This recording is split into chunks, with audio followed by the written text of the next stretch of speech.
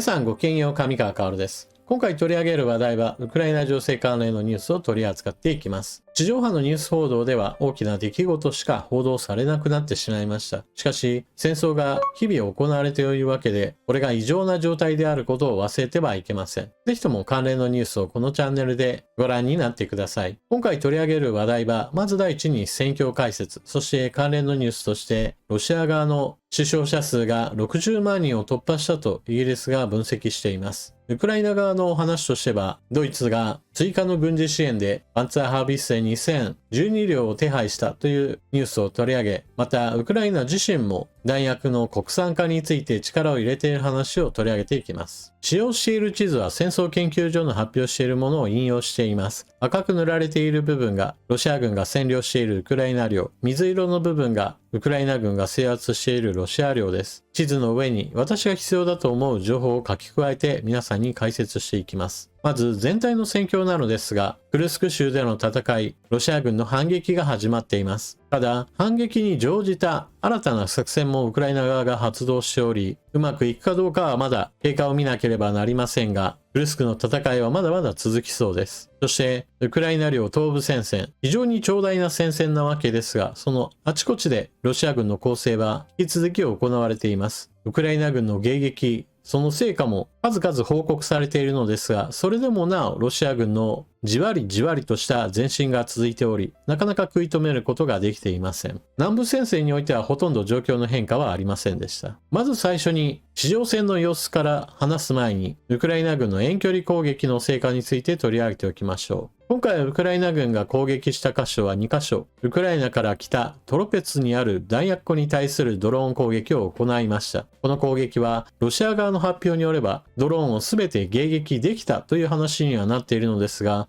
弾薬庫が大爆発しています。またもう一つはロシア軍に占領されているマリウポリ周辺にあるロシア軍の前線弾薬庫に対する攻撃。こちらも攻撃は成功したようです。トロペツにある武器弾薬庫、衛星からの写真がこちらです。四角い屋根のようなものが見えますが、これらが全て弾薬庫の地上部分です。地上から見た場合の建物の写真がこちら。このような建物が先ほどの衛星からの写真のようにいくつも並んでいるような規模の大きな弾薬庫です。そして攻撃された結果によって起きた大爆発。周辺の住民らに対しては避難命令が出されるほどの大規模な誘爆が起こっています。弾薬庫の爆発は夜が明けてからも続いており、爆発に次ぐ爆発で次々と弾薬庫が失われているものとみられます。トゥベリ州トロペツ市にある武器弾薬庫、国境からは480キロ、弾薬類とミサイル合計で3万トンが収められていたのではないかというような報道もあるので、全ての弾薬庫とは言わないまでも、かなりの部分にダメージが出るだけでも十分大戦果だと言えるでしょう。もう一箇所ウクライナ軍が攻撃した弾薬庫、マリウポリ周辺の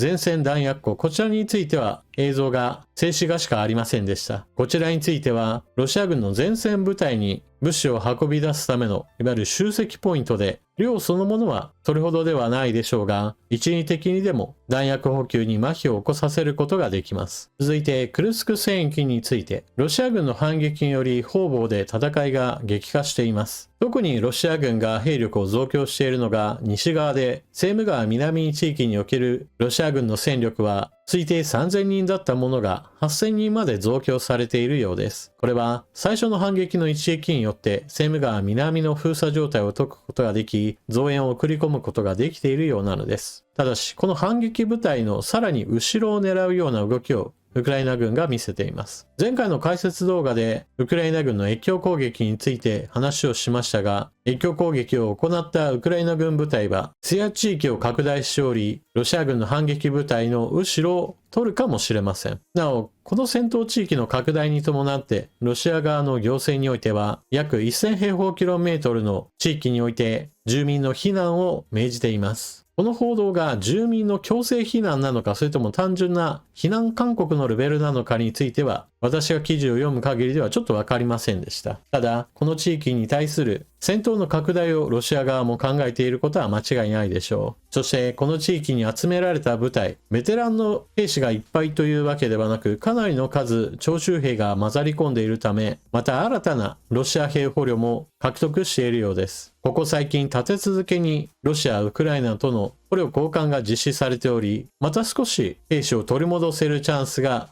回ってきたようです。次に、東部戦線の最大の激戦地、ポクロブシク戦役。戦争研究所の発表している地図においては、丸印をつけている部分が大きな戦いが起こっている場所なのですが、この地域における戦いがあまりにも激しいのか、もう大きな丸をドカンと真ん中につけています。この地域での戦闘が激しいことを示すように、ウクライナが公開した迎撃戦闘映像においても、かなりの数のロシア軍戦闘車両が出てきていました。公開された映像では、ドローンによる観測、その観測情報を元にした砲撃、そしてウクライナ軍ドローンによる戦闘車両に対する突撃などが行われ、ロシア軍の侵攻に歯止めをかけていました。ただし、映像が公開されていないところでも戦いは起こっていますから、それらの地域においては、ロシア軍はじわりと前進を果たしており、この地域においては、まだまだ戦線が安定していません。戦いは日々行われているわけなので、当然のように死傷者数は増え続けることとなります。ロシア軍の死傷61万人超、イギリス分析。前線投入で新兵動員続く。イギリスの国防省は、ウクライナ侵攻でロシア軍の死傷者が61万人を超えたとの推計を発表した。ロシア軍が前線に投入する兵力を補充する必要に迫られ、新兵動員を続けていると指摘した。ロシア側の死傷者を20万人近く、負傷者を40万人前後と見積もっている。ロシア、ウクライナともに正式な死傷者数を発表しているわけではありません。あくまでもこれはイギリスの推定値なわけですが、実態と大きくかけ離れているというわけでもないでしょう。当然のように誤差はあるとは思います。ロシア側は日々の死傷者数を補うためにも、さらに軍隊を増強しようとして、兵員規模を拡大させることを発表しています。死傷者が出ていないのであれば、そのような兵員増強を政策として掲げる必要はないでしょう。一方、ウクライナを支援するドイツの動き。ウクライナはドイツの支援により、カタールからパンツァーハービッセン2000自走砲12門を受け取る予定。ドイツ政府は最新の 155mm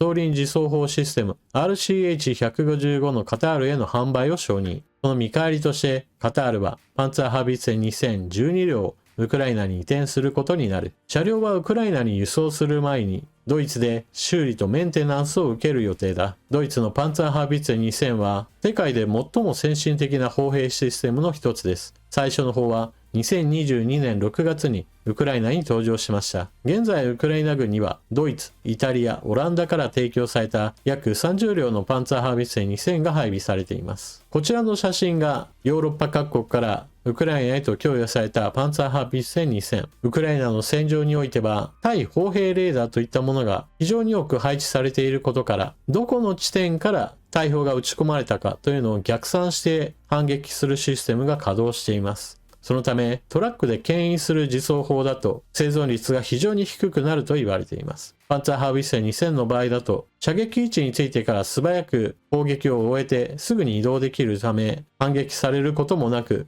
戦い続けることができています。そしてこちらがカタールが入手するドイツの新型自走砲です。先ほどのパンツァーハービッセン2000と違ってタイヤ走行で砲塔部分が無人になっています。乗員が2名で操作できるということで、カタールとしてはより先進の兵器を求めた形となっています。なおカタールはロシアとの関係においては良好だと言われていますから、決してウクライナ支援に積極的な国というわけではありません。今回カタールが保有していた自走砲がウクライナに供与されるのはあくまでも軍事的な契約によって自国の利益を確保するためであり、ウクライナ支援が第一にあるわけではありません。ドイツはウクライナ支援をするためにパンツァーハービッセン2000を引き取る形で引き換えとして新型の自走砲を販売許可しているわけです。このあたりはドイツの支援したいという気持ちがこの取引を生み出したと言えるでしょう。そして欧米からの兵器供与が進むことによってウクライナ軍自身も脱ソ連系の兵器体系といったものを進めています。ウクライナ 155mm 砲弾の国内生産開始、自国生産体制強化。ウクライナ政府の高官は国内での兵器生産が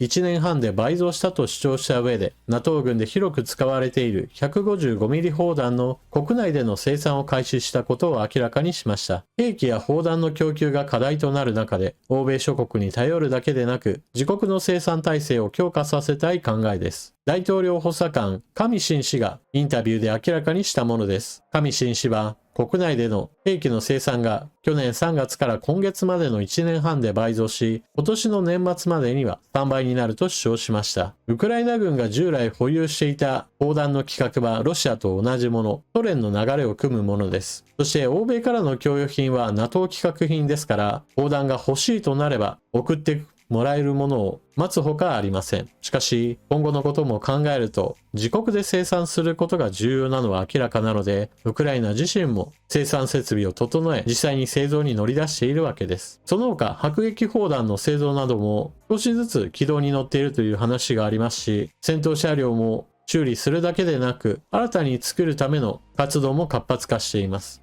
ただし、ウクライナの場合だと、全力生産するには資金面での問題があり、かなり苦しみながらの兵器製造となっています。ウクライナはソ連時代において、兵器の開発や製造拠点もありました。しかし、2022年2月のロシア軍による侵略に伴って、東南部の工業地帯をロシア軍に占領されてしまうという出来事が起こっています。また、ウクライナの第2の都市ハルキウは本来であれば重工業都市であり、軍事兵器の生産能力もありました。しかし、初期の時点において、ハルキウ周辺をロシア軍に占領され猛攻を受けました。そのため生産能力はかなり打撃を受けています。これを補うためには資金面での補助が必要なわけで、ここ最近になってようやくロシアの凍結資産からのお金がいくばくか届くようになりました。ロシアへの制裁を G7 で強化しつつ、ウクライナへの支援をロシアの凍結資産からもっと行うという方向で話を進めていってほしいものです。というわけで今回の動画はここまで。最後までご視聴いただきありがとうございました。チャンネル登録していない方はぜひともチャンネル登録よろしくお願いします。そして動画を見終わったら評価ボタンのクリックとあなたの感想コメントをよろしくお願いします。それでは次の動画でまたお目にかかりましょう。またね。